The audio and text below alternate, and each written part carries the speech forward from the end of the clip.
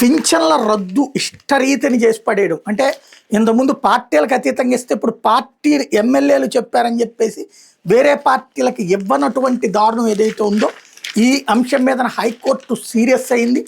ఘాటైన వ్యాఖ్యలు చేసి పెన్షన్లు రిటర్న్ ఇప్పించింది.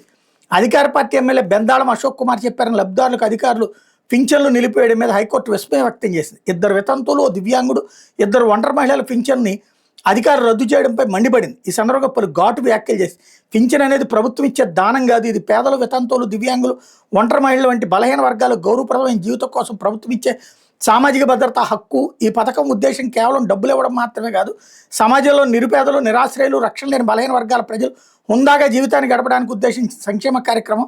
లబ్ధిదారుల అవసరాలను గుర్తించి వాళ్ళకి మరింత మెరుగైన జీవన ప్రమాణాలు అందించడం కోసం ప్రభుత్వం కాలక్రమేణా పింఛన్ మొత్తాన్ని పెంచుకుంటూ వస్తోందని పేర్కొంది.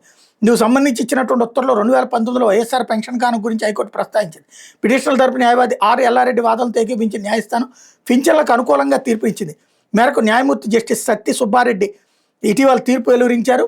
తమకు పింఛన్ నిలిపేయడాన్ని సవాల్ చేస్తూ శ్రీకాకుళం జిల్లా ఇచ్చాపురం మండలం మసకాపురం గ్రామానికి చెందినటువంటి దివ్యాంగుడు తల్లి రామకృష్ణ, వితంతువులు బాకి కూరమ్మ, కన్నంగి మోహిని, ఒంటరి మహిళలు ఆసి దాలమ్మ, ఆర్తికట్ట లోబాక్షి అలియాస్ లోలమ్మ 2024 హైకోర్టులో పిటిషన్ దాఖలు చేశారు. నవంబర్ 2024 నుండి నిలిపివేసిన పింఛను బకాయిలను చెల్లించి భవిష్యత్తులో కూడా పింఛను కొనసాగించేలా ఆదేశాలు ఇవ్వాలని అభ్యర్థించారు. పిటిషనర్ల తరపు న్యాయవాది ఎల్లారెడ్డి వాదన వినిపిస్తూ ఎన్నేళ్ల నుంచి పిటిషనర్లు పింఛను పొందుతున్నారు. పిటిషనర్ల పింఛను రద్దు చేయాలంటే 2024 సెప్టెంబర్ 9 సర్పంచ్ సిఫారసు లేఖ ఇచ్చారని చెప్తున్న అధికారులు. అంతకుముందే అంటే 2024 ఆగస్టు 27 పిటిషనర్లకు నోటీసులు ఇచ్చారు.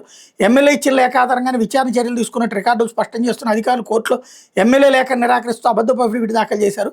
తహసీల్దార్ నివేదిక ఆధారంగా చర్యలు తీసుకున్నామని చెప్పిన అధికారులు ఆ నివేదికను కోర్టు ముందు ప్రవేశపెట్టకుండా దాచిపెట్టారన్నటువంటిది విన్నవించారు.